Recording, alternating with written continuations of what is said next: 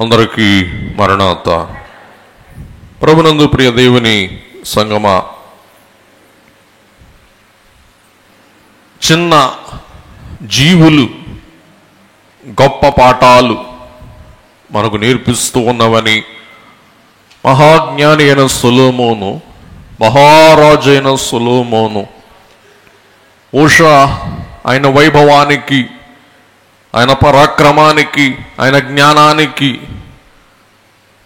కంటికి ఆనని బహు చిన్న జీవులను సొలొమోను మహారాజు పరికించి, మరి ఆయనకి ఎంత టైం ఉందో మనకు తెలియదు కానీ వాటి లక్షణాలు ఆయన గుర్తించి ఆ లక్షణాల ఆధారముగా మనమును అనేక పాఠాలు నేర్చుకోవాలని తెలియచేస్తూ ఉన్నారు. ఈ చిన్న జీవులు పోయిన వారం 2 చూసాం, చీమ అలాగే చిన్న కుందేళ్ళు. ఈ వారం ఒక 2 జీవులను చూసి ఈ పాఠం మనం ముగించుకుందాం. ఈవేళ మనం చూడబోయే 2 జీవులు ఏమనగా, మొదటిది మిడత, రెండవది బల్లి. బహుశా మనలో ఎవరు మిడత చూడని వారు, బల్లిని చూడని వారు ఉండరు అనుకుంటున్నాను. బహుశా అమెరికా నుండో, ఇంగ్లాండ్ నుండో, న్యూజిలాండ్ నుండి ఇప్పుడే దిగితే తప్ప ప్రతి వారికి మిడతలు తెలుసు, బల్లులు తెలుసు. ఎప్పుడో ఒకప్పుడు మిడతలు మన మీద ఎక్కినయే, పడ్డాయే. బల్లులు కూడా తప్పని మన మీద పడ్డాయే. నా మీద ఎప్పుడు బల్లి పడలేదు అనే వాళ్ళు ఎంతమంది ఉన్నారో మీలో చెయ్యొద్దండి. అదృష్టం. అనంతరం జాతక పురుషులు లేక జాతక స్త్రీలు. సరే, ఈవేళ ఈ 2 చిన్న జీవులు నేర్పించు మిన్నైన పాఠాలు వాక్యాధారముగా మనం ధ్యానించుకుందామండి. సామెతలు 30వ అధ్యాయం 27, ఇప్పుడు చదువుకుని 28 కాసేపైన తర్వాత మనం చదువుకుందామండి. మిడతలకు రాజు లేడు, కానీ అవన్నీ కలిసికట్టుగా పని చేయగలుగుతున్నాయి. మిడతలకు రాజు లేడు, కానీ అవన్నీ కలిసికట్టుగా పని చేయగలుగుతున్నాయి. అవి ఎలాగూ కలిసికట్టుగా పని చేయగలుగుతున్నాయి? కలిసికట్టుగా మనం ఎలాగూ పని చేయగలమో, కలిసికట్టుగా మనం ఎలాగున పని చేయవలసి ఉన్నామో అనున్నది ఈవేళ మన ధ్యానాంశం. ఎందుకు మిడతలు మనకు అవసరం అంటే, మన ఇంట్లో 4 ఉంటే, మన ఇంట్లో 5 ఉంటే, చిన్న చిన్న విషయాల్లోనే 5 భావాలు కలిగి ఉంటాడు. కాబట్టి సొలొమోను మహారాజు అంటాడు, మిడతల దండు, విస్తారమైన కొన్ని వేల మిడతల దండు నాయకుడు లేకపోయినా, రాజు లేకపోయినా అవన్నీ ఒక మోకగా సాగి వెళుతున్నాయి. వాటి ద్వారా మనం కలిసికట్టుగా జీవించుట అభ్యసించుకోవాలి అని మాత్రమే తెలియజేస్తారండి. ఈ విషయాన్ని మరింత దృఢముగా, ఖచ్చితముగా, వాక్యాధారముగా మనం పరీక్షించి పరిశీలన చేసుకుందాం. నేను బిడ్డలారా, చాలా వాక్యం ఇవాళ చెప్పవలసింది, ముగించవలసింది. అందుచేత దైవజనుని పాట మీ ముందుంచి నేను ముందుకు వెళ్ళిపోతాను. 43వ కీర్తన, చేరి జీవించుడిలో మోకరింపరాదా. 4వ చరణం, మోకరింపరాదా, మన దేవుని ఎదుట మోకరింపరాదా. ఈ 40 దినాలు మన బాధ్యత ఏంటంటే మోకరించుట. ఎవరి ఎదుట మోకరించుట? దేవుని ఎదుట మోకరించుట. మోకరించి ప్రార్థించి దేవుని అడిగినా మీకే మనస్సున దేవుడు తెలుపును. మీరు మోకరించి ప్రార్థిస్తే మీ సమస్యలకు పరిష్కారం దేవుడే మీకు తెలియచేస్తారు. లేకపోయినా మీకే మనస్సున దేవుడు తెలుపును. లేకపోయినా మీ జ్ఞానాత్మకు కనపరచి సత్యమును నేర్పును జ్ఞాన ప్రత్యక్షత. మీ కంటికి సృష్టిలో కనబడు మేళ్ళ మూలముగా స్ఫురింపచేయును. మేరుల ద్వారా గ్రహించేలాగా స్ఫురింపచేయును అంటే తోచేలాగా చేయును, వెలిగేలాగా చేయును సృష్టి మూలముగా. తర్వాత విషయాలు ఇంటికి వెళ్ళిన తర్వాత మీరు పాడుకోండి. కాబట్టి సృష్టిని చూస్తే సృష్టి మనకు అనేక విషయాలు స్ఫురింపచేస్తుంది. ఒక సంవత్సరం క్రిందట సుస్సారులో ఒక సాక్షాత్తు వాస్తవ సంగతి తెలియజేయడం జరిగింది. అదేంటంటే ఒక రైతన్న బ్యాంకు దగ్గర అప్పు తీసుకొని పంట వేసుకున్నాడు అంటండి. ఈలోగా ఏ మిడతల గురించి మనం ధ్యానం చేసుకుంటున్నాం, అదే మిడతల దండు వచ్చి పొలం మీద పడిందా అంటండి. పొలం అంతా కూడా తన కళ్ళ ముందు తినేస్తుందా అంటండి. మిడతల దండు మొత్తం తినేస్తున్నాయా అంటండి, చెల్లా చెదరు చేసేస్తున్నాయా అంట. గుండె జారిపోయింది. అప్పు చెక్కటమే అంతంత మాత్రం అనుకుంటే కడకి ఫలించే కాలం వచ్చేసరికి మిడతల దండు వచ్చి నా పంట పాడు చేస్తున్నాయి అని ఆ దృశ్యం చూసి మనస్సులో ద్రవించిపోయి కృషించిపోయి కృంగిపోయి కొంచెం సేపు కిన్నెడు కాకున్నా ఎన్నైనా గెలుతూ కీడు కేవలముగా కీడించు భావించి కినుడనైపోదునా కీడు చోటన క్రీస్తు దాచిన మేలు చూడకుందునా అని కొంచెం ఆలోచించి జ్ఞానం వెలిగించుకొని పక్కనే కోళ్ల ఫారం ఉందా అంటండి. ఇదే రైతుకి అమాంతంగా కోళ్ల ఫారం తలుపులు తీసేసి కోళ్లను వదిలేశాడు అంటండి. ఆ కోళ్ళు ఈ మిడతల దండుని ఫుల్గా బరీగా తినేసినాయి అంట. మిగిలినవి కూడా మరుసటి రోజు ఉదయం చచ్చిపోయి పడి ఉంటాయిగా, ఎవరిదంటారు. మరుసటి రోజు ఉదయం 3 రోజులు వారం రోజులు బరీగా తిన్నాయి అంటండి. బాగా బలిసిపోయినాయి అంటండి. మేత పని లేదు, మేతకి రూపాయి ఖర్చు లేదు. మిడతలు ఏమైపోయింది, మేత అయిపోయింది, ఆహారం అయిపోయింది. ఫుల్గా గుడ్లు పెట్టినాయి అంట, పిల్లలు చేసినాయి అంట. పంట మీద నష్టం కోళ్ళ ఫారం మీద అనేక రెట్లు తిరిగిపోయింది అంటండి. ఎందుకు ఈ మాట అంటున్నానంటే మేళ్ళ మూలముగా సృష్టి మూలముగా దేవుడు ఏం చేస్తారంటండి, స్ఫురింపజేస్తాడు. రేపు మనం ధ్యానం చేసుకోబోతున్నాం. ఆలోచన అంటే ఏంటి, ఆందోళన అంటే ఏంటి. కాబట్టి ఎప్పుడు ఏమి తోచని పరిస్థితుల్లో ప్రార్థనలో మనం కూర్చుంటే దేవుడే మనస్సుకు జ్ఞానాత్మకు తెలియచేస్తారు. కినుడు అయిపోతే ఉన్నాయి కూడా కోల్పోతావు. కినుడు కాకుండా ఏమవ్వాలా, దేవుని సన్నిధిని చేరి ధన్యులైతే దేవుడే మనకు సర్వజ్ఞాని అయిన దేవుడే మనకు సర్వమును జ్ఞానానికి అందించి చేయవలసిన కార్యమును స్పష్టంగా మనకు చూపిస్తాడు. మీరు ఒకసారి ఇంటికి వెళ్ళిన తర్వాత యూట్యూబ్లో ఖాళీగా చూడండి. చిన్న వాళ్ళు, ఇంట్లో నుండి పారిపోయిన వాళ్ళు, రూపాయి లేని వాళ్ళు, ఒక మంచి ఆలోచనతో వ్యాపారం ప్రారంభించి కుబేరులు కోటీశ్వరులు అయిపోయారన్నమాట అండి. ఇటీవల ఆఫ్రికా దేశము నుండి బహుశా ఎందుకు ఇప్పుడు మనసులో ప్రేరేపణ వస్తున్నాయి ఇవన్నీ కూడా, ఒక వ్యక్తి అద్భుతమైన కార్ తయారు చేసేయాడు.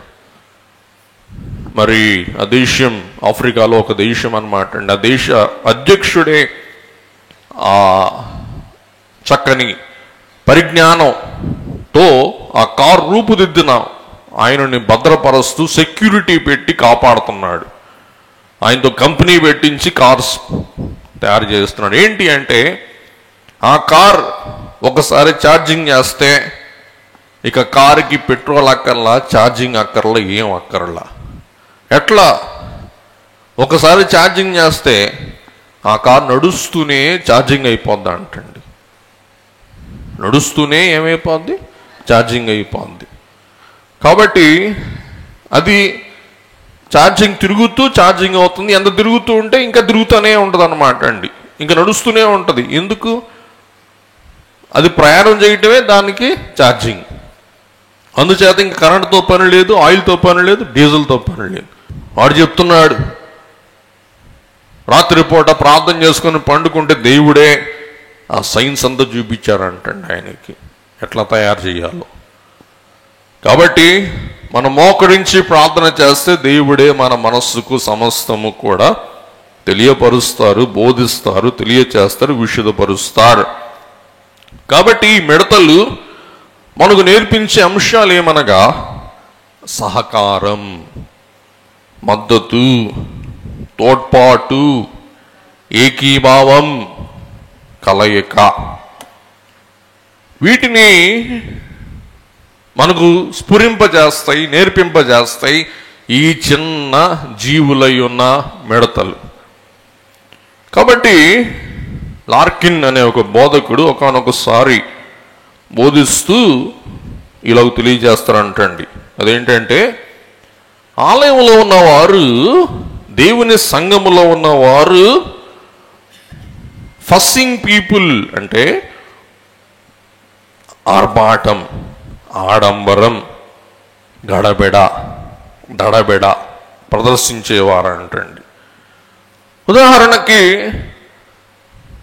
ఆలయం అయిపోద్ది, ప్రార్థన అయిపోద్ది, ఏదో హడావుడున్నట్టు మన సోలమన్ తోటి విశ్వాసులతో కాసేపు కూర్చుందాం, మాట్లాడుకుందాం, సహవాసం, లేకపోతే ఒకరిని గురించి ఒకరం మంచి చెడులు ప్రార్థన చేసుకుందాం, పలకరించుకుందాం, మందిరంలో కాసేపు నిలిచి ఉందాం అని ఉండదు. ఆమెను అనగానే పురుషులు బ్యాక్ సంఖ్యలో పెడతారు, స్త్రీలు చూస్తూ ఉంటే గమనిస్తూ ఉంటారు, పెట్టుకొని గబగబ వెళ్ళిపోతారు అన్నమాట. బో ఆఫీసర్ ఎంత పనుందో, ఇంటికి వెళ్ళి ఏం చేస్తారు? బ్యాగ్ పక్కన పడేసి మంచం ఎక్కి ఏముండదు అక్కడ. కాకపోతే సంఘంలో ఏం చెప్పండి, ఆడంబరం, టైం లేదు, ఇంటికి వెళ్ళాలి, అట్టహాసం. చూసారా? ఏదో ఒక ఫస్. ఎందుకు? లేకపోతే ఏమనుకుంటారు, ఏమో పని పాటు లేనిది అనుకుంటారు, ఏమకేమీ దిక్కు లేదు. కాబట్టి ఇటువంటి మాయగాళ్ళు మనమే, ఇంకెవరో కాదు. ఎవరికి టైం ఉండదు. ఎవరికైనా బాగోలేదు అనుకోండి, టైం ఉండదు, పలకరించడానికి టైం ఉండదు, చాలా బిజీ. బాబోయ్, అసలు టైమే దొరకదు, అసలు టైమే ఉండదా? కాబట్టి సంఘంలో ఇటువంటి వారు అత్యధికులు అంటండి. నిజమే, వాస్తవమే. నేను బిడ్డలారా, అందుచేత దేవుని సంఘములో మనవంతుగా నీ మందిరంలో ఒక్క దినము గడుపుట 1000 దినముల కన్నా దావీదు గారికి దేవుని ఆలయంలో గడపాలని ఆశ, అపేక్ష ఉంది. కానీ గడపటానికి రాజ్య భారముల వలన వీరు లేనందున వాపోతూ ఉన్నాడు, వ్యాకుల పడుతూ ఉన్నాడు. అయ్యయ్యో, మందిరంలో ఒక రోజు ఉండి దేవుని ఆరాధించాలి, దేవుని మహిమను చూడాలి, దేవుని ప్రసన్నతను నీ అనుభవించాలి అన్న తాత్పర్యం కలిగి ఉండి సమయము లేని కారణాన దావీదు విలవిలలాడుతూ ఉంటాడు. కానీ మనకి బోల్డు సమయం ఉంది, చక్కగా కుటుంబంతో దేవుని సన్నిధిలో ప్రార్థన చేసుకోవచ్చు, ముచ్చటించుకోవచ్చు. దేవుడు మనకు విశాలమైన ప్రాంగణం ఇచ్చాడు, దేవుని మహాకృప. చక్కగా చెట్ల కింద సాపేసుకొని కూర్చోవచ్చు, ప్రార్థన చేసుకోవచ్చు, వాక్యం చదువుకోవచ్చు.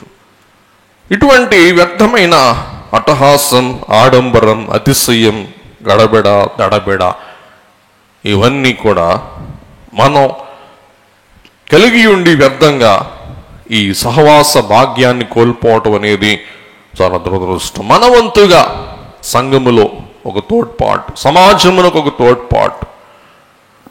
దేవుని బిడ్డలారా, ఇక్కడ మనం చూస్తే వాక్యములో ఈ మిడతలు యోహాను గారికి ఆహారంగా గమనిస్తూ ఉన్నాం. ఎందుకు యోహాను గారి ఆహారం ఈ మిడతలు అనగా, ఈ మిడతలు ఉచితముగా దొరికే శ్రేష్టమైన పదార్థం.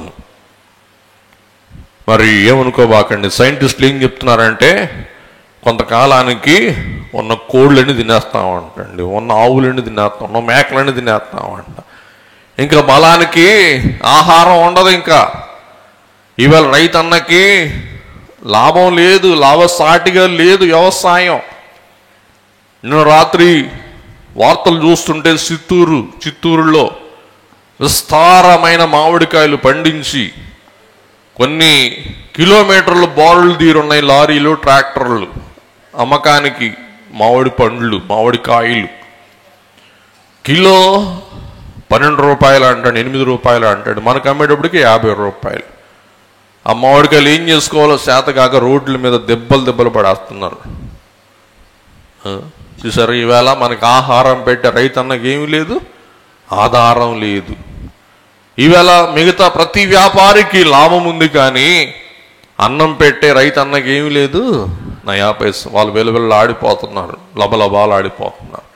ఆ రైతన్న మామిడికాయనండి, పుచ్చకాయనండి, అన్నం అనండి, పప్పు అనండి పండించకపోతే ఎంతటోడైనా ఏమైపోతాడు, కరువు ఆసుపత్రి చచ్చిపోతాడు. కాబట్టి ప్రార్థన చేయండి. ఈవేళ రైతన్నకి ఏం కావాలా? ఆదరణ, సేద, ఓదార్పు, సహాయం అవసరం. కాబట్టి మిడతలు తేనె ఎందుకు తినేవారంటే యోహాను గారు ఎవరి మీద ఆధారపడటం ఆయనకి ఇష్టం లేదు. ఆయన ప్రవక్త. వండి పెట్టాలా, క్యారేజ్ తేవాలా, నాకు తాలింపు వేసి పెట్టాలనే తాపత్రయమే లేదు. ఎందుకు? అడవిలో తేనె తింటాం, లేకపోతే తేనె తాగటం, సలేరు నీళ్ళు తాగటం, మిడతలు తింటాం. ఖర్చు లేని జీవితం అన్నమాట అండి. ఈ సంగతి మనందరూ కూడా తెలుసు. మత్తయి 3:4, మార్కు 1:6. అలాగే ఈ మిడతల గురించి, మిడతల దండు గురించి తెగుళ్ళుగా ప్రకటన 9:3, 9:7 మనం చూస్తాం. కాబట్టి ఈ మిడతలన్నీ సమిష్టిగా ఒక ప్రాంతానికి గాలిలో సాగి వెళ్ళిపోతాయంటండి. ఇవి లెక్కకు మించినవి, లెక్క పెట్టలేనంత విస్తారమైన దండుగా ఉంటాయి అంటండి. ఇవి ఎంత దండు అంటే, ఈ దండు గనక ఒకసారి పోగైతే ఆకాశంలో ఈ దండు అంటే ఎగిరితే అండి సూర్యకాంతి మూసుకుపోద్దంట, చీకటి అయిపోద్దంట. అంత విస్తారమైన దండు మనం చూడం. ఎడారుల్లో, కొన్ని పాశ్చాత్య దేశాలలో ఈ మిడతల దండు యొక్క మోక సూర్యకాంతిని కూడా ఏం చేస్తాయంటండి, కబలించేస్తాయంట, మూసేస్తాయంట. అంత విస్తారమైన దండ్లు. అలాగే ఇక్కడ గాలికి అవి కొట్టుకుపోతే అదృష్టం. గాలి గనక ఆగిపోతే అవి ఏం చేస్తాయంట, దండు, మిడతల దండు అంతా కింద మీద పడతాయంట, కిందగా పడతాయంటండి. సాధారణంగా సముద్ర తీర ప్రాంతాలలో, చీరాల్లో కూడా, మిగతా ప్రాంతాల్లో కూడా చూస్తూ ఉంటాం. గాలి ఉంటే అవి ఎగిరిపోతాయి. గాలి లేదనుకోండి అవన్నీ ఏం చేస్తాయి, భూమి మీద వాళ్తాయి. ఇంకా వారు చెప్తున్నారు గూట్లో నుండి బయటకు వస్తాయి అంటారు గాలి లేకపోతే. గూట్లో నుండి బయటకు వచ్చినాయా మనం గూట్లోకి పోయి తలుపులు వేసుకోవాలి. అందుచేత వాటికి గూట్లో గాలాడడం అంటండి, పుట్టల్లో గాలాడడం అంటండి. గాలాడితే లోపల ఉంటాయి, గాలాడపోతే మనకి లాగా ఉస్ అని బయటకు వచ్చినాయా మన ఉసురు పోయిందనమాట. కాబట్టి ఈ మిడతల గురించిన వాక్యలేఖనాలు దయచేసి రాసుకోండి. ముఖ్యమైనవి, ఐక్యతకు సంబంధించినవి మాత్రమే ఇప్పుడు మనం ధ్యానం చేసుకుందాం. మిగతా విషయాలు మీరు రిఫరెన్స్లు రాసుకొని, మరి నేను ఐక్యత అనే అంశం మీద, మిడతల ఐక్యత అనే అంశం మీద మనం ఎక్కువగా ధ్యానం చేసుకోవాల్సి ఉంది. కాబట్టి మిడతలకు సంబంధించిన వేడివేడి అంశాలు దయచేసి మీరు గమనించి లిఖించుకొని, మీరు రిఫరెన్స్లను మీరు ఇంటికి వెళ్ళిన తర్వాత మీ ధ్యాన సమయం అందు ఒకసారి వాటిని పఠించగలరని ప్రేమతో మనవి చేస్తూ ఉన్నాను. దయచేసి రాసుకోండి. Nirgama 10:15. I repeat, Nirgama 10:15. Nyayadhipathulu 6:5. Repeat, 6:5. న్యాయాధిపతులు 7:12. రిపీట్, 7:12. ఇర్మియా 46:23. రిపీట్, ఇర్మియా 46:23. యోవేలు 2:10.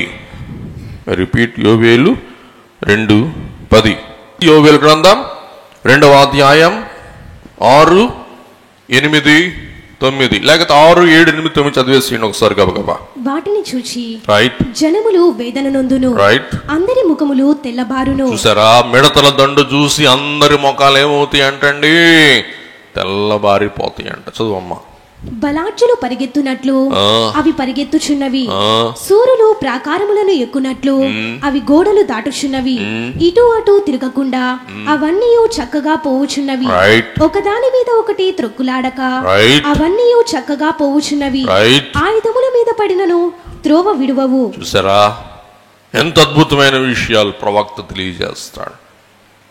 దీని గురించి, మిడతల గురించి. ముందుకెళ్ళిపోదాం. కాబట్టి ఆ కలిసి కట్ అనేది ఎప్పుడు విడిపోదంటండి. వాటికి ఎప్పుడు అవి ఏం చేస్తాయి అంటండి, సమిష్టిగానే ఉంటాయంట, కలిసి కట్టుగానే ఉంటాయంట, దండులాగే ఉంటాయంట, దళంలాగే ఉంటాయంటండి. ఆ దళాన్ని ఏది కూడా విడగొట్టలేదంటండి. ఉదాహరణకి నిప్పు రగిలిచ్చి నిప్పులో పడతాయి అనుకుంటే కొన్ని నిప్పులో పడి నిప్పు ఆర్పేస్తాయి అంటండి. గాలి పెడితే గాలికి ఇంకే గుర్తి అంటండి. ఎక్కడ అడ్డుకుంటే అడ్డుకున్న ప్రదేశం మీద పడి మొత్తం కొరికి పడేస్తాయి అంటండి. వాటి ఐక్యత అంత అమోఘమైనది అని వాక్యం సెలవిస్తూ ఉంది. నిర్గమాకాండంలో మనం చూస్తాం. మోషే గారు ఆజ్ఞాపించగా ఏమొచ్చేసింది, మిడతల దండు ఐగుప్తు అంతా కూడా ఏం చేసిందంటండి, తినిపడేసింది, ధ్వంసం చేసేసింది అంటండి. అందుకే భక్తులు అంటారు, ఏదేను వంటి వనము ఈ మిడతల దండు ఆక్రమించిన తర్వాత సీనాయి వంటి ఎడారిగా మారిపోద్ది అంటండి. ఏదేను వంటి వనమే ఈ మిడతల దండు పడిన తర్వాత ఏమైపోద్ది అంటండి, సీనాయి వంటి ఎడారిగా మారిపోద్ది అంటండి. దేవుని బిడ్డలారా, ఇప్పుడు ఈ మిడతలు సూచించు ఐక్యతను గూర్చి మనం ధ్యానం చేసుకుందాం. కొన్ని విషయాలు, ప్రాముఖ్యమైన విషయాలు ధ్యానం చేసుకుందాం. 1 కొరింథీ 12:24 నుండి 27 వచనాలు చదవండి. దయచేసి మీరు కూడా మీ వాక్య గ్రంథాలు తెరిచి చూడవలసిందిగా మనం చేస్తున్నాను. సుందరములైన మన అవయవములకు ఎక్కువ సౌందర్యం అక్కరలేదు, అయితే శరీరములో వివాదము లేక అవయవములు ఒకదానినొకటి ఏకముగా పరామర్శించులాగున దేవుడు తక్కువ దానికే ఎక్కువ ఘనత కలుగజేసి, అద్భుతం, తక్కువ దానికి ఎక్కువ ఘనత కలుగజేసి శరీరమును అమర్చియున్నాడు. రైట్, చదవమ్మా. కాగా ఒక అవయవము శ్రమపడినప్పుడు అవయవములన్నీ దానితో కూడా శ్రమపడును. రైట్. ఒక అవయవము ఘనత పొందినప్పుడు అవయవములన్నీ దానితో కూడా సంతోషించును. రైట్. అటువలే మీరు క్రీస్తు యొక్క శరీరమై ఉండి వేరు వేరుగా అవయవములై ఉన్నారు. మీకు తెలిసిన వాక్యమే, గమనించండి. బలహీనమైన శరీరానికి దేవుడు ఏమి ఇచ్చారంటండి, బలమైన పని ఇచ్చారంటండి. ఉదాహరణ మేము అడుగుతూ ఉన్నాను, దయచేసి చెప్పండి, మీకు అర్థమయ్యేలా చెప్తాను. మనిషికి వెన్ను ముఖ్యమా, పన్ను ముఖ్యమా? చెప్పండి. వెన్ను ముఖ్యం అంటారు, నేనంటాను పన్ను ముఖ్యం అంటారు. వెన్ను పనిచేయదు, పండుకోవచ్చు, ప్రశాంతంగా దిండు పెట్టుకొని కూర్చోవచ్చు, లేకపోతే అమృతాంజనం రాసుకోవచ్చు. పన్ను నొప్పి వచ్చిందా, అన్నం తినలేం, జ్వరం వచ్చుద్ది, నీరసం వచ్చుద్ది. పన్ను చిన్న అవయవం, వెన్ను ఇంచుమించు ఇక్కడ నుండి కాలు దాకా వెళ్తుందా అంటండి. మరి నేను అనాటమీ చదవలేదు, చెప్పడానికి నాకు అధికారం కాదు, ఉన్నమాట చెప్తున్నా. కాబట్టి వెన్ను పెద్దదైనా కానీ వెన్ను కాదు మనకు అవసరమైంది, వెన్నుతో పాటు పన్నుకి పళ్ళు కాదు, ఏం చెప్పండి, పన్ను. ఎదుటోడు మాంసం తింటా ఉంటాడు, ఏమేమో జావ తాగుతూ ఉంటుంది. చూసారా? కాబట్టి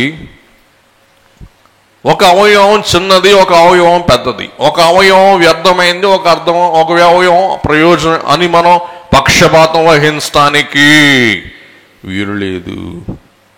ఇంట్లో బొడ్డోడు అంటాడు, ఆడిని మాడతా ఉండి పట్టించుకోం. కానీ వాడి మాటల్లో కూడా ఏముంటాయి? ఏదో ఒక అర్థం, ఏదో ఒక భావం, ఏదో ఒకటి వ్యక్తీకరిస్తూ ఉంటాడు. గమనించారా? కాబట్టి చిన్నలు కాదు, పెద్దలు కాదు, దేవుని యొక్క సంఘానికి, సమాజానికి అందరూ ముఖ్యులే, అందరూ అవసరమే. అపోస్తలుల కార్యముల గ్రంథం 4వ అధ్యాయం 32వ వచనములో ఆది సంఘములో ఉన్న సమైక్యత మనం చూస్తామండి. విశ్వసించిన వారందరూ, అది అసలైన సోషలిస్ట్ రాజ్యం. చదువమ్మా. ఏక హృదయమును ఏకాత్మయు గలవారై ఉండిరి. ఎవడును తనకు కలిగిన వాటిలో ఏదియో తనదని అనుకొనలేదు. వారికి కలిగిన దంతయు వారికి సమష్టిగా ఉండెను. రైట్. చూసారా? కలిగినదంతయు సమిష్టిగా ఉండెను. ఒక సంఘానికే అన్ని ఎట్లా ఉన్నాయంటండి? సమిష్టిగా ఉన్నాయి. కాబట్టి ఆవేళ సంఘములో ఐక్యతను బట్టి వారిలో ఏమి లేదంటండి, తారతమ్యాలు, విభాగాలు లేవంట. వారందరూ కలిసికట్టుగా ఉండటం బట్టి ఆవేళ సంఘం బలపడింది, వ్యాప్తి చెందింది, భూమిని తలక్రిందులు చేసి అంతటి ఔన్నత్యం సంపాదించింది అని మనం గ్రహిస్తూ ఉన్నాం. రోమాపత్రిక 12వ అధ్యాయం 16వ వచనం. రోమా 12:16. ఏడ్చువారితో ఏడువుడి, ఒకనితో ఒకడు మనస్సు కలిసి ఉండుడి. చెప్పండి. ఒకనితో ఒకడు మనస్సు కలిసి ఉండుడి. అమ్మా. హెచ్చువాటి యందు మనస్సుంచక తగ్గువాటి యందు ఆసక్తులై ఉండుడి. ఏంటండి? తగ్గువాటి యందు ఆసక్తులై ఉండుడి. పౌలు గారు అంటారు, హెచ్చువాటి యందు దృష్టి ఉంచక తగ్గువాటి యందే ఆసక్తులై ఉండు. చదవమ్మా. మీకు మీరే బుద్ధిమంతులమని అనుకొనవద్దు. అబ్బా, అద్భుతమైన మాట. మీకు మీరే బుద్ధిమంతులమని అనుకొనవద్దు. కీడుకు ప్రతి కీడెవనికిని చేయవద్దు. కీడుకు ప్రతి కీడు ఎవరికిని చేయవద్దు. మనుషులందరి దృష్టికి యోగ్యమైన వాటిని గూర్చి ఆలోచన కలిగి ఉండు. రోమా 14:19. కాబట్టి సమాధానమును పరస్పర క్షేమాభివృద్ధిని కలుగచేయు వాటినే ఆసక్తితో అనుసరింతుము. వాటినే ఆసక్తితో అనుసరింతుము. గుర్తుపెట్టుకోండి దయచేసి. సమాధానమును, పరస్పర క్షేమాభివృద్ధిని, సమాధానమును, పరస్పర క్షేమమును, అభివృద్ధిని కలుగచేయు వాటినే ఆసక్తితో అనుసరింతుము. 1 కొరింథీ 1:10. సహోదరులారా, మీరందరూ ఏకభావముతో మాట్లాడవలెననియు, మీలో కక్షలు లేక ఏక మనస్సుతోనూ ఏక తాత్పర్యముతోనూ మీరు సన్నద్ధులై ఉండవలెననియు మన ప్రభువైన యేసుక్రీస్తు పేరట మిమ్మును వేడుకొనుచున్నాను. రైట్. 2 కొరింథీ 13:11. 2 కొరింథీ 13:11. తుదకు సహోదరులారా, సంతోషించుడి, సంపూర్ణులై ఉండుడి, ఆదరణ కలిగి ఉండుడి, ఏక మనస్సు గలవారై ఉండుడి, సమాధానముగా ఉండుడి. ప్రేమ సమాధానములకు కర్తయగు దేవుడు. చూసారా? ప్రేమకు సమాధానమునకు కర్తయగు దేవుడు మీకు తోడయ్యుండును. దేవుడు ఎక్కడున్నారో అక్కడ ప్రేమ ఉండాలి. దేవుడు ఎక్కడ ఉండాలో అక్కడ సమాధానం ఉండాలి. ఎందుకంటే దేవుడు ఉన్న చోటే దేవుడే ప్రేమ, సమాధానం. కాబట్టి దేవుడున్న చోట ఖచ్చితంగా ఏం ఉండి తీరుతుంది? ద్వేషం, అలాగే భిన్నత్వం సాతాను పని. కాబట్టి ద్వేషం, భిన్నత్వం ఉన్న చోట సాతాను కొలువు తీరింది అని గ్రహించాలి. ఫిలిప్పీ 2:2. మీరు మీరు ఏక మనస్కులగునట్లుగా ఏక ప్రేమ కలిగి ఏకభావము గలవారిగా ఉండి ఒక్కదాని యందే మనస్సుంచుచు నా సంతోషమును సంపూర్ణము చేయుడి. సామెతలు 18:19 బలమైన పట్టణమును వశపరుచుకొనుట కంటే ఒకని చేత అన్యాయము నొందిన సహోదరుని వశపరుచుకొనుట కష్టతరము. వివాదములు నగర తలుపుల అడ్డగడియలంతా స్థిరములు. ఇంగ్లీష్ లో రాయబడి ఉంటుంది, contentions are like the bars of a castle. అంటే మన ఇంట్లో ఉంటాయి చూసారా, ఏంటవి? షట్టర్లు. బ్యాంకులో ఉంటాయి షట్టర్లు. వివాదములు అంటండి బ్యాంకి తలుపుల యొక్క రాడ్లు లాంటివి అంటండి. అవేమో వంగో తీయడం. అందుచేత వివాదాలు ఎప్పటికీ ఎలాగ ఉంటాయి అంటండి, బ్యాంక్ లాకర్ నిలువు రాడ్లు లాగా ఉంటాయి అంటండి, గట్టిగా చూసారా. అందుచేత వివాదములు ఎటువంటివి? వెల్డింగ్ రాడ్లు లాంటివి అన్నమాట. ఎప్పటికీ కూడా ఏమో తీరో. అందుచేత వివాదములు వాదముల వలన భేదము కలిగి అసలు మొదలకే వచ్చిందంటండి, ముప్పు కలుగుద్దంట. నెక్స్ట్ సామెతలు 19:13 త్వరగా. బుద్ధిహీనుడొక కుమారుడు తన తండ్రికి చేటు తెచ్చును. రైట్. భార్యతోడి పోరు ఎడతెగక పడుచుండు బిందువులతో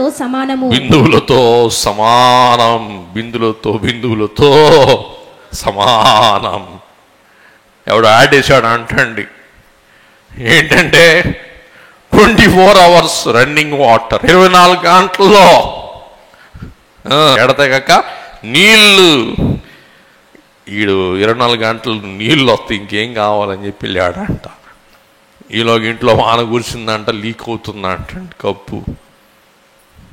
ఓనర్ కాడికి పోయి, ఏంది 24 గంటలు నీళ్ళు అన్నావురా, ఏంది ఇదంటే, అదేనా నేను యాడ్ చేసింది. వర్షం కురిస్తే ఏం చేస్తాయి, బొట్టు టింగ్ టింగ్ టింగ్ టింగ్ టింగ్ అని పడతా ఉంటాయి.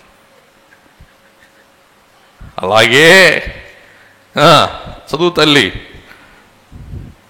బుద్ధిహీనుడొక కుమారుడు తన తండ్రికి చేటు తెచ్చును. రైట్. భార్యతోడి పోరు ఎడతెగగా పడుచుండు బిందువులతో సమానం. సామెతలు 23:29 ముందుకెళ్దాం. 1 కొరింథీ 1:11, తీతు పత్రిక 3:9 రాసేసుకోండి. యాకోబు పత్రిక 4:1. మీలో యుద్ధములు పోరాటములను దీని నుండి కలుగుచున్నవి, మీ అవయవములలో పోరాడు మీ భోగేచ్ఛల నుండియే కదా.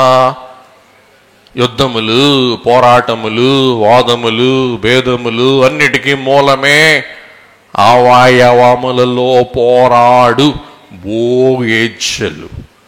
శరీరేచ్ఛలను బట్టి మీలో యుద్ధాలు, కలహాలు, పోరాటాలు. గమనించండి, ఏ పోరాటానికైనా ఏ వివాదానికైనా మూలమే శరీరేచ్ఛ, భోగేచ్ఛ, సుఖేచ్ఛ. సుఖం అనుభవించాలి అని. సరదాగా ఓ మాట చెప్పి మనం ముందుకు వెళ్ళిపోదాం. ఐక్యత వేరు, కలుపుట వేరు, లేక కలిసి ఉండుట వేరు, ఐక్యతగా ఉండుట వేరు. ఏమండి, రెండు వేరు వేరా ఒకటేనా? చెప్పండి. వేరు వేరు. ఒక పెద్ద ఆయన, నాది కాదండి, ఒక పెద్ద ఆయన ఇట్లా అంటాడు, there can be union without unity.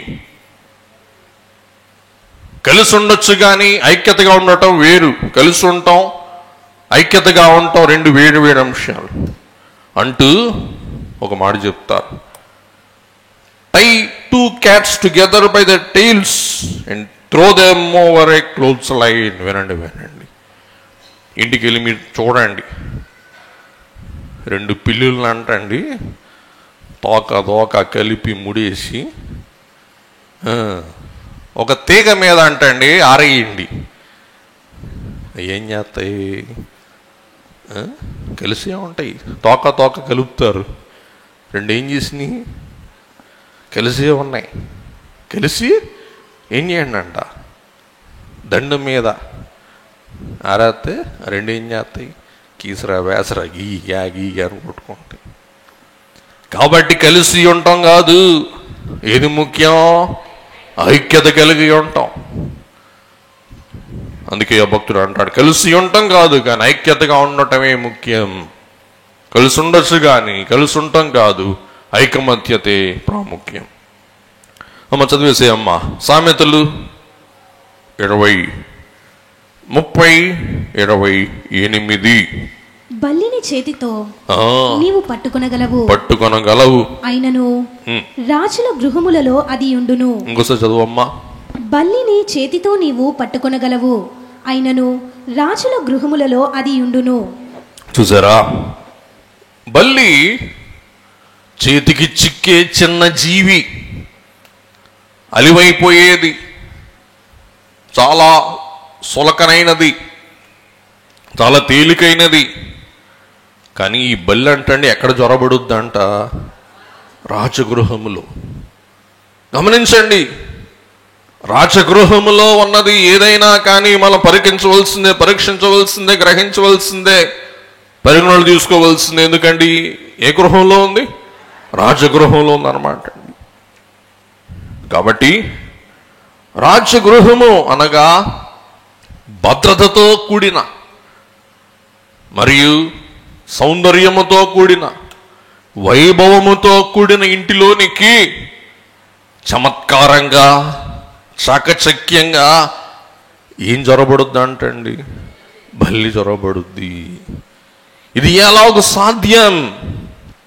బల్లి ఎలాగునా పరాక్రమము గలవాడు యుద్ధము చేస్తే తప్ప జ్వరబడలేని రాజగృహములో జ్వరబడి గోడలు కత్తుక్కొని ఉండి నిత్యం అది తొంగి ఏం చేస్తూ ఉంటుంది? రాజుని రాణిని చూస్తూ ఉంటుంది. బ్యాక్ అంటూ ఉంటుంది పైనుంచి. ఎట్టా జ్వరబడింది చెప్పండి? మనిషికి కావాల్సింది చాకచక్యం, పట్టుదల, చమత్కారం. బల్లి పట్టుతో, దాని చేతులకి ఏముంటుందండి? పట్టు. వాటి చేతులు అంటండి గమ్ ప్యాడ్స్ లాగా ఉంటాయంట. కాబట్టి సాలిడ్ అయినా ఇంకోటి బల్లి అయినా ఏం చేస్తుంది? పట్టు కలిగి ఉంటుంది. అది పట్టుతో స్లాబ్ మీదైనా ఏం చేస్తుంది? అది నడవగలదు. తలకిందులుగా కప్పు మీద నడవగలదు. అది పట్టు కలిగి ఉండటం బట్టి, పట్టుటను బట్టి అది పట్టలేనిది, జ్వరబడలేనిది ఏది ఉండదు. నేను బిడ్డలారా, ఇక్కడ ఈ బలిని మనం ఒక చిన్న సిప్పుతో పెట్టి కొడితే చచ్చిపోద్ది, సీపిరి పెట్టి ఒక దెబ్బేస్తే చచ్చిపోద్ది. కానీ ఎక్కడ జ్వరబడుతుంది? రాజగృహములో జ్వరబడుతుంది అన్నమాట అండి. ఇక్కడ మనం గమనించవలసిన సంగతి ఏమనగా, బలహీనమైన, సామాన్యమైన, చిన్నవై ఉన్న ఈ జీవులు గొప్ప కార్యాలను సాధించగలవు. దేని ద్వారా? పట్టుదల ద్వారా.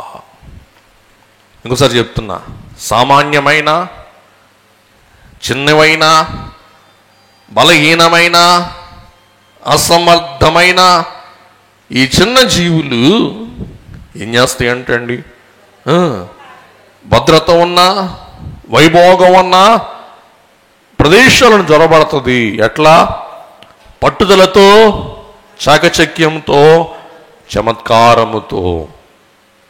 ఈవేళ లోకంలో జీవించడానికి అవసరమైనది పట్టుదల, చాకచక్యం, జ్ఞానం, వివేకం. అటు జ్ఞాన వివేక సంపదలు ఉన్నవాడే ఈ లోకంలో జీవించగలడు.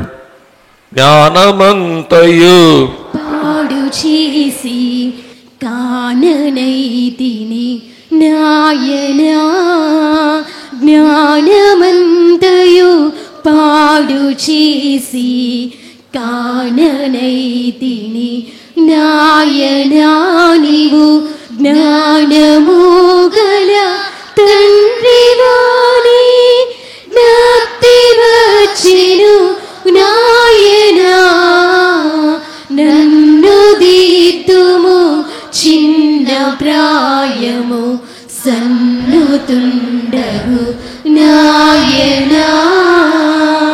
గమనించండి, దేవుని వాక్యం సెలవిస్తూ ఉంది. 1 కొరింథీ పత్రిక 1వ అధ్యాయం 27, 28, 29, 30 వచనాలు గబగబ చదివేసి. ఏ శరీరియు దేవుని ఎదుట అతిశయింపకుండునట్లు జ్ఞానులను సిగ్గుపరుచుటకు లోకములో నుండి వెర్రి వారిని దేవుడు ఏర్పరచుకొని ఉన్నాడు. బలవంతులైన వారిని సిగ్గుపరుచుటకు లోకములో బలహీనులైన వారిని దేవుడు ఏర్పరచుకొని ఉన్నాడు. ఎన్నికైన వారిని వ్యర్థము చేయుటకు లోకములో నీచులైన వారిని, తృణీకరింపబడిన వారిని, ఎన్నిక లేని వారిని దేవుడు ఏర్పరచుకొని ఉన్నాడు. అయితే ఆయన మూలముగా మీరు క్రీస్తు యేసునందున్నారు. గమనించండి, సామాన్యమైన వాటిని దేవుడు ఎన్నుకొని అసామాన్యమైన కార్యములు దేవుడు జరిగించిన గొప్పవాడై ఉంటూ ఉన్నారు. దావీదు చిన్నవాడు, కానీ గొలియాతును ఏం చేశాడు? నిలువున పడగొట్టి వేసి ఇశ్రాయేలీయులైన వారికి జయం కలిగించాడు. గిద్యోన్ పిరికివాడు, పిరికి పంద, బలహీనుడు, నేను పనికి మానను అన్నవాడు, కానీ ఏం చేశాడు? అమాలేకీయులపై దేవుని సహాయం ద్వారా దిగ్విజయం పొందాడు. రూతు మోయాబీయురాలు, ఒక విధవరాలు, యోధా జనాంగమునకు వైరురాలు, కానీ ఏమైంది? బోయాజు భార్యయింది. దేన్ని బట్టి? పట్టుదల బట్టి, అత్త మాట వినుటను బట్టి, చమత్కారం బట్టి, చాకచక్యం బట్టి. ఎస్తేరు యోధా బాలిక, తల్లి లేనిది, కాబట్టి తండ్రి లేనిది, అనాథ బిడ్డ, కానీ మొర్దెకై మాట చొప్పున చేసి పట్టుపట్టి ఏమైంది? ఆశీర్వాదం దుష్టుడికి రాణి అయింది. చూసారా? వీరందరూ సామాన్యులే, కానీ ఏమయ్యాడు? రాజులయ్యాడు, సింహాసనాసీనులయ్యాడు. యోసేపు అందరితో తృణీకరింపబడిన వాడు. ఎప్పుడైనా మనం చెప్పుకుందాం అద్భుతమైన జీవితం యోసేపుది. కడకేమయ్యాడు? ఫరో తర్వాత చిన్న ఫరో అయ్యాడు. వీరందరూ సామాన్యులే. అందుచేత ఈ లోకములో అసాధ్యమైంది ఏదీ లేదు. అందుచేత పనివాడు ఎవరైనా సరే, అయ్యగారు అట్లా కాదంటే అసలు నా చెడ్డ కోపం అవుతుంది. అదే అంటాను, ఈ భూమి మీద అసాధ్యమైంది ఈవేళ ఏది లేదు, అసాధ్యమైంది ఏది కాదు. అందుచేత ఏ పనుడైనా సరే అది కాదు అంటే తిట్టినా పర్లేదు, కానీ కాదంటే అమ్మడు సురుడు మన కోపం అవుతుంది. కాబట్టి ముఖ్యంగా చిన్న పిల్లలకి అది ఎట్లాలే అనుకోకూడదు. మనం పట్టు కలిగి ఉంటే, వివేకము కలిగి ఉంటే, తెలివి కలిగి ఉంటే ఎంతటి కార్యమైనా దేవుడు మనకేం చేయగలడు? సులువుగా అందించగలడు. కాబట్టి ఎప్పుడు చెప్తా, అందరికీ చెప్తా, మళ్ళీ ఇంకోసారి చెప్తున్న తప్పేం లేదు. మా జీవితంలో మేము 2 నేర్చుకున్నాం. ఒకటి, మా నాన్నగారి దగ్గర పటిమ అంటే నైపుణ్యత, నిపుణత. వాక్యంలో నిపుణత, ఏ పని చేసినా నిపుణత కోరేవాడు ఆయన. అది నాకు మా చెల్లికి అబ్బింది అనమాట. నిపుణత, ఏది చేసినా కానీ పర్ఫెక్ట్గా చేయి. కాబట్టి ఏది చేసినా కానీ ఏం చేయాలా? సంపూర్ణంగా చెయ్యాలా, పరిపూర్ణంగా చెయ్యాలా, దాంట్లో సంపూర్ణత చూపించాలా. పటిమ ప్రసంగం చేసినా, ఒక కట్టడం కట్టినా ఖచ్చితంగా ఉండాలి. రెండవది, అమ్మగారి దగ్గర మీ అందరూ చూశాడు ఏంటి? పట్టుదల. ఒక మాట చెప్పి ముందుకెళ్ళి ముగించేస్తుంది. ఏంటంటే, ఆసుపత్రిలో చాలా అపస్మారక స్థితిలో ఉన్నప్పుడు పనులు ఎవరు దొరకకపోతే ఓ పనుని పంపించా, రే రాత్రి కొనరా, చూసుకోరా, అమ్మగాని ఎవరు లేడరా, నువ్వు వెళ్ళరా మనోడు వెళ్ళాడు. ఈలోగా స్పృహ వచ్చింది, కళ్ళు తెరిచి చూశాడు, ఈడున్నాడు. నడిపేసి నిన్ను ఎవడు పంపించాడు అని అడిగారు. తెలుసు నేను పంపించానండి. నీ ఎవడు పంపించాడు? అపస్మారక స్థితిలో బలహీనంగా ఆసుపత్రిలో మంచానికి సరైన పెడుతున్నాడు. వాడు పంపించాడు. గట్ అవుట్, బయట వాడు పెత్తరపోయి సంవత్సరాలు బట్టి బయట నుంచి అనుకో, అయ్యగారు ఏమనుకోబాకరా, అమ్మగారేరా ఏమనలేరా, మెల్లగా నలవాడు చేసామన్నమాట. చూసారా, ఆ స్థితిలో కూడా ఏంటి చెప్పండి, పట్టు పట్టు పట్టు అన్నమాట. కాబట్టి మరి అన్ని విషయాలు ఉండకూడదులేండి, పట్టు బెట్టు. కాబట్టి ఈవేళ రెండు ముఖ్యం, పటిమ పట్టుదల. అట్టి పటిమ పట్టుదల ఉంటే ఈ బలి ఎలాగూ జ్వరబడిందో ఎక్కడికి, రాజగృహములోనికి, అలాగూ మనం కూడా క్రైస్తవ బిడ్డలంగా ఎక్కడికైనా ఏం చేయగలం చెప్పండి, ప్రవేశించగలం. అది ప్రాముఖ్యం అంటారండి. యాకోబు పత్రిక 4వ అధ్యాయం 10వ వచనం, ప్రభు దృష్టికి మిమ్ము మీరు తగ్గించుకొనుడి, అప్పుడు ఆయన మిమ్మును హెచ్చించును. 1 పేతురు 5:6, దేవుడు తగిన సమయమందు మిమ్మును హెచ్చించినట్లు ఆయన బలిష్టమైన చేతి క్రింద మీరు దీన మనసుకులండి. ఒక్క మాట మనసులో గుర్తుపెట్టుకోండి, దేవుడు తగిన కాలమందు మేము హెచ్చించినట్లు ఆయన బలిష్టమైన చేతి కింద మీరు, దేవుని చెయ్యి అనుకుందాం, ఆయన చేతి కింద మనం ఉన్నాం అనుకుందాం. ఆయన బలిష్టమైన చేతి కింద మీరు దీన మనస్కులైనడి, ఆయన చెయ్యి కింద ఉన్నాం. దేవుడే హెచ్చించినట్లుగా ఏం లేదు, దేవుడు ఏం చేయరు. ఆయన చేతి కింద అనుకున్న వారిని చేయి తిప్పితే చాలు, చేతి కింద ఏమైపోతారు, ఎదిగిపోతారు. కాబట్టి పిల్లలారా, యవనస్తులారా, విద్యార్థులారా, ఉద్యోగస్తులారా, దేవుని చేతి కింద అణిగి ఉంటే దేవునికి ఏం లేదు, చేయి తిప్పటమే పని. చేయి తిప్పితే మనం ఏమైపోతాం, ఆటోమేటిక్గా హెచ్చింపు పొందుతాం. కాబట్టి ముగించుకుందాం. సామెతలు 4:18-19 చదువమ్మా. నేను మీకు వేరే వర్షం చదువుతాను అమ్మా, వేరే వర్షం చదువుతాను, వినండి దయచేసి. ఉదయాన్నే మొదలైన సూర్యుని వెలుగు మరింతగా పెరుగునట్టు నీతిమంతుల మార్గం అంతకంతకు ప్రకాశిస్తుంది. ఇంకోసారి చదువుతున్నా. ఉదయాన్నే మొదలైన సూర్యుని యొక్క వెలుగు ఆ రోజు మరింతగా పెరుగుతున్నట్లు నీతిమంతుల మార్గం అంతకంతకు పెరుగుతుంది, ప్రకాశిస్తుంది. కానీ దుష్టుల మార్గం చీకటిమయం, వాళ్ళు ఎక్కడికక్కడే పడిపోతారో వాళ్ళకే తెలియదు.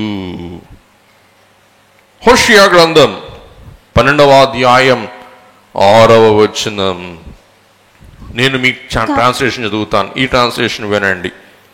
కాబట్టి నీవు నీ దేవుని వైపు తిరగాలి, నిబంధన నమ్మకత్వాన్ని, న్యాయాన్ని అనుసరించు, నీ దేవుని కోసం ఎడతెగక కనిపెట్టు.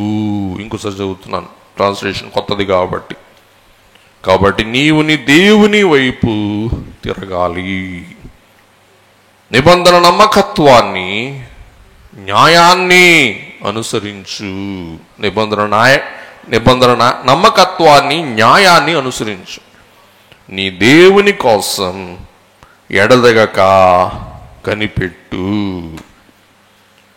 మరి ఒక వాక్యం మత్తయి సువార్త 11వ అధ్యాయం 12వ వచనం చదవండి. మత్తయి 11:12. బాప్తిస్మిచ్చు యోహాను దినములు మొదలుకొని ఇప్పటి వరకు పరలోక రాజ్యము బలాత్కారముగా పట్టబడుచున్నది. అద్భుతం. పరలోక రాజ్యం బలాత్కారముతో పట్టబడుచున్నది. బలాత్కారులు దానిని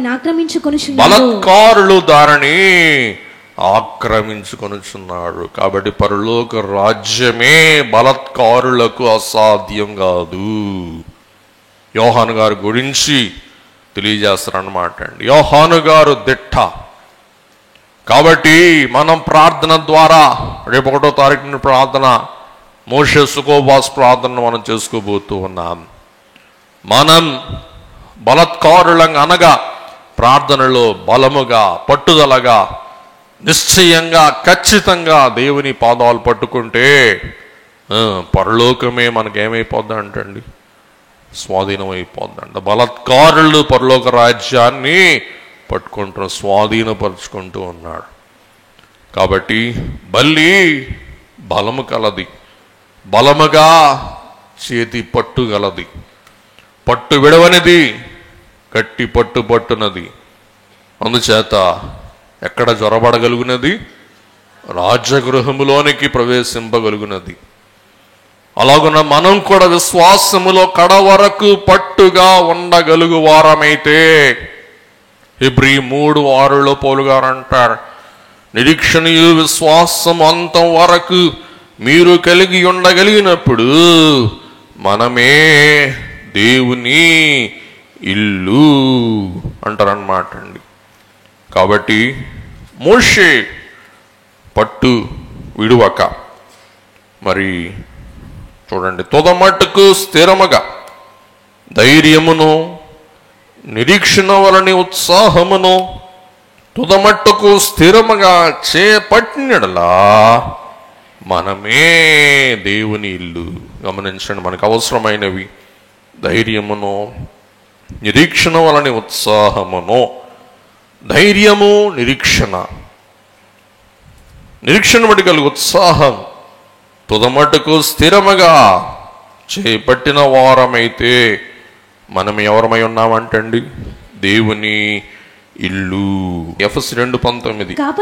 కాబట్టి మీరు ఇక మీదట పరాజనులను పరదేశులనై ఉండక, పరదేశులనై వేరే జనాంగం వేరే దేశం వారై ఉండక పరిశుద్ధులతో ఏక పట్టణస్థులను దేవుని ఇంటి వారై ఉన్నాడు. కాబట్టి మనము ఎవరము కాము చెప్పండి? పరాయి వారము కాము. మనం ఎవరమై ఉన్నామండి? పరిశుద్ధులతో ఏక పట్టణస్థులమును దేవుని ఇంటి వారమును అయి ఉన్నాం. ఒక్క పట్టు గురించి ఒక్క మాట చెప్పి ముగించేస్తాను. మీ అందరికీ తెలుసు, యాకోబు అంటే పట్టుగలవాడు. యాకోబు ఎక్కడ పట్టేవాడంటే మడిమ పట్టువాడు. మీకు చరిత్ర తెలుసు.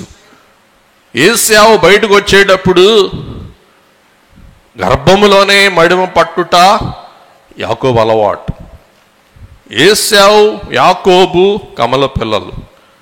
ఏశావు బయటకు వస్తుంటే యాకోబు ఏం చేశాడంటే, రే నువ్వు కాదురా ముందు వెళ్ళాల్సిన వాడు, నేను రా అని చెప్పి వాడు బయటకు వెళ్ళకుండా పొట్టలోనే కాలు పట్టాడు అంటండి. ఎవడి కాలు? అన్న కాలు. పొట్టలోనే కాలు పట్టినోడు నాన్న దగ్గర మాంసం పెట్టి దీవులు కొట్టేసాడు. ఈలోగా హారాన్ వెళ్ళాడు. 20 ఏళ్ళు దేవుడు అన్నాడు, తిరిగి రా, అన్య దేశులను దీవించను, దేశానికి వెళ్ళు. ఏశావు యాకోబుని ఏం చేస్తున్నాడు? ఏసేసేలాగా ఉన్నాడు. అందుచేత ఏం చేయాలి అర్థం కాక బిక్కు బిక్కు బిక్కు బిక్కుమని తన సమూహం మొత్తాన్ని 2 జంటలుగా పంపించేసి ఒక్కడే కూర్చొని కనిపెట్టుకుంటున్నాడు. రాత్రి పూట వాగు పక్కన ఇలా గమాంతంగా ఎవరు దిగి వస్తాడు. యాకోబు గొప్పతనం ఏంటంటే ఎంత తోడినైనా మోసం చేసి పడేయటమే. నాన్నను మోసం చేసాడు, అన్నను మోసం చేసాడు, ముదురు మామ వేసేసాడు మామని. బావమరుదులు ఊదేశాడు మొత్తాన్ని. భార్యలు బొట్టలో పెట్టేసాడు. భార్య సిలికత్తెలు వేసేసాడు.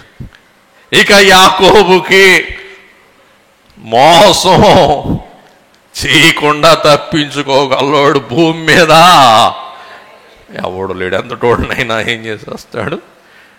ఒక్క దెబ్బకి మడం పడితే ఆ డామ్మని పడతాడు, ముక్కు సిదిగిపోద్ది, హీడు వసం చేసేసు. అట్లాంటి వాడు రాత్రిపూట ఏకాంతంగా ఉన్నప్పుడు అమాంతంగా ఎవరో తెలియని వ్యక్తి వస్తాడు. ఏం చేస్తాడు? తెలియని వ్యక్తిని కూడా ఈయన ఎవరో రాత్రి అమాంతంగా ప్రత్యక్షుడయ్యాడంటే ఈయన ఏదో అసామాన్యుడు, ఈయన ఎవరో అజానుబాహుడు, ఈయన ఎవరో బలవంతుడు, ఈయన ద్వారా నాకు ఏదో ఉపకారం కలుగుతుందని లటుక్కమని మడిం పట్టేసాడు. పట్టాడు, వదలట్లా ఈలో తెల్లవారిపోతుంది. వచ్చిన దేవుని దూత అయ్యున్న యేసయ్య తెల్లవారుతుంది, ఎవరైనా చూస్తే బాగోదురా, వదిలిపెట్టు యాకోబు అంటే నేను వదలను. బల్లిలాగా ఏం చేశాడు చెప్పండి? పట్టుబట్టాడు.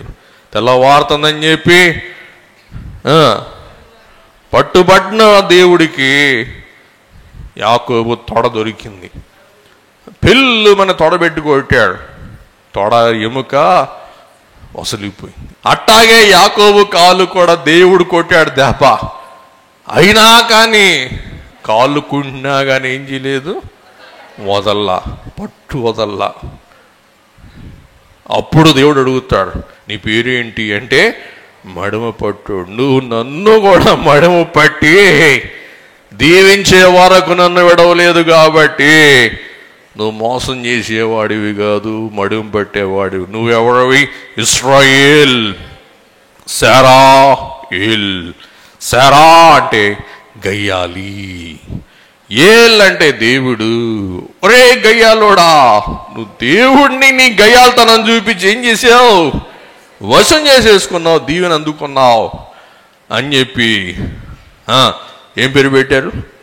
శారాయేల్. ఇశ్రాయేల్ కాదండి, స్త్రీలనలా శారాయేలే ఏమేం చెప్పండి? ఇశ్రాయేల్.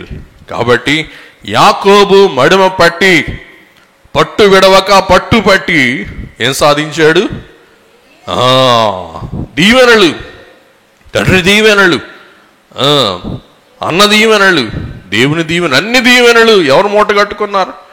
అందుకే వాక్యంలో ఉంటుంది, యాకోబు స్వాస్థ్యమును, యాకోబు దీవెనను నేను నీకు అనుగ్రహిస్తాను. దేవుని బిడ్డలారా, ఈ రెండు చిన్న జీవులు, రెండు అసామాన్యమైన, అమోఘమైన, గ్రహించవలసిన, గుర్తించవలసిన, మన లోపముగా ఉన్న రెండు అంశాలు సూచిస్తూ ఉన్నాయి. ఒకటి మిడత, ఐక్యత, దళం, సమానత్వం, ఏకీభావం. రెండవది బల్లి, పట్టుదల, దీక్ష, అలాగే గురి, చిత్తశుద్ధి మనం సూచిస్తుంది. కాబట్టి ఈ రెండు గుణగణాలు కలిగి సదా వర్ధిల్లు భాగ్యం ప్రభువున దయచేయును గాక. ప్రార్థన చేసుకుందాం. దయగల ప్రభువా, కృపగల తండ్రి, సృష్టి మూలంగా అనేక అద్భుత సంగతులు మా దృష్టికి నేర్పిస్తున్న తండ్రి, మీకు స్తోత్రం చెల్లిస్తూ ఉన్నాను.